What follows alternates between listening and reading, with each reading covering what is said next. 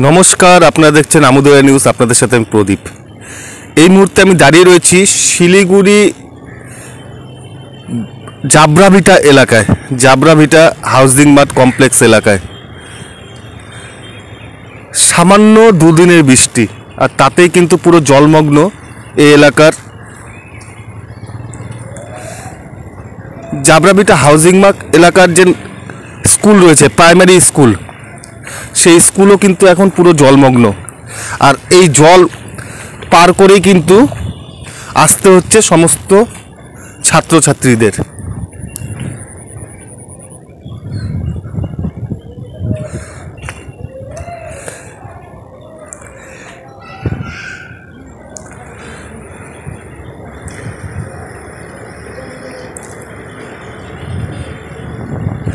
এই ছবি কিন্তু শুধু একদিনের নয়,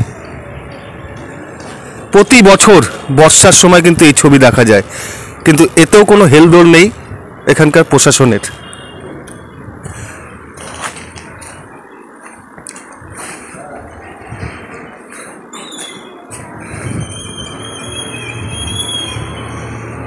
আমরা আজ কথা বলবো এখানকার শিক্ষকদের সঙ্গে। সামান্য বৃষ্টিতেই কিন্তু পুরো জলমগ্ন এলাকা। আপনারা দেখছেন সেই ছবি।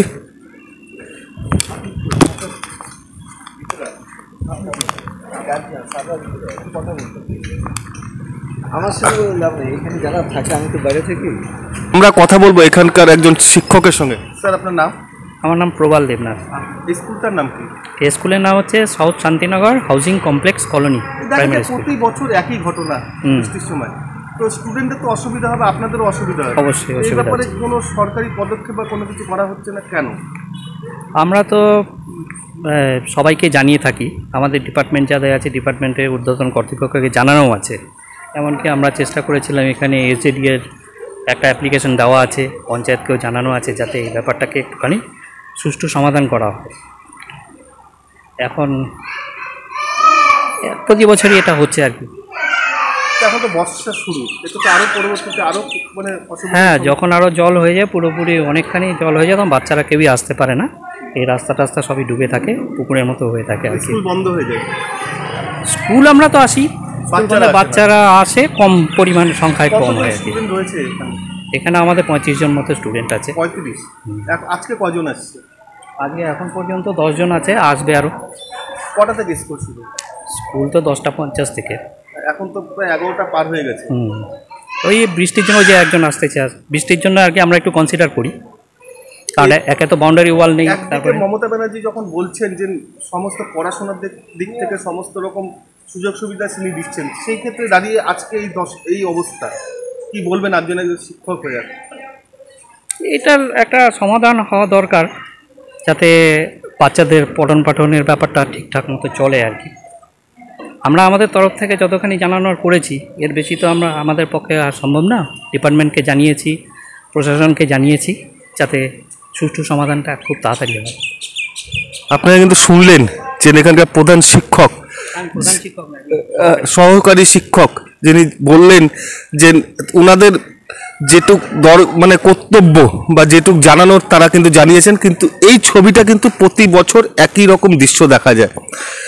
একদিকে যখন দাঁড়িয়ে পশ্চিমবঙ্গ সরকারের তরফ থেকে বিভিন্ন রকম পদক্ষেপ নেওয়া হচ্ছে সরকারি শিক্ষা প্রদানের ক্ষেত্রে, ঠিক সেই সময় দাঁড়িয়ে এই যে চিত্র শিলিগুড়ি শহরের মধ্যে, এটা কিন্তু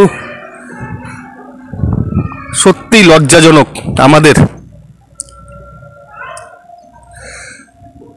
প্রতিটা স্টুডেন্ট কিন্তু এভাবেই প্রতিটা বর্ষায় কিন্তু এভাবে আসেন জলে ভিজে।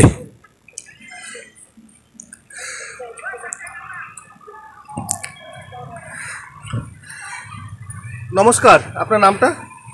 লক্ষ্মী দাস। আপনার এখানে আপনার ছেলে পড়ে? কোন ক্লাসে পড়ে? ক্লাস 3। এই যে এইভাবে আসছেন প্রতি বছরই তো দেখা যায় এইভাবেই জল বর্ষাকালে, কি বলবেন? কি বলবো, কি এইভাবে জলে ভিজে জলে রাস্তা একটু ভালো হলে ভালোই হতো।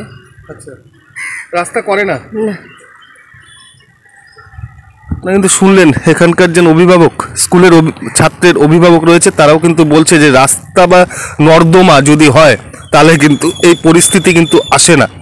দেখছেন পুরো জলে থই থই করছে এলাকা জুড়ে।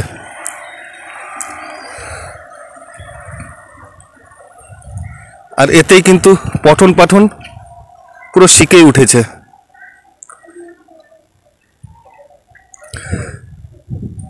কিন্তু এটা কিন্তু আজকের ঘটনা নেই, প্রতি বছর এই একই ঘটনা কিন্তু ঘটে এই শান্তিনগর হাউজিং মাঠের এই এলাকায়, এই স্কুলটিতে। আপাতত এই পর্যন্তই, আবারও ফিরে আসবো অন্য কোনো খবর নিয়ে। ততক্ষণ সুস্থ থাকুন, ভালো থাকুন, দেখতে থাকুন আমদুরিয়া নিউজ।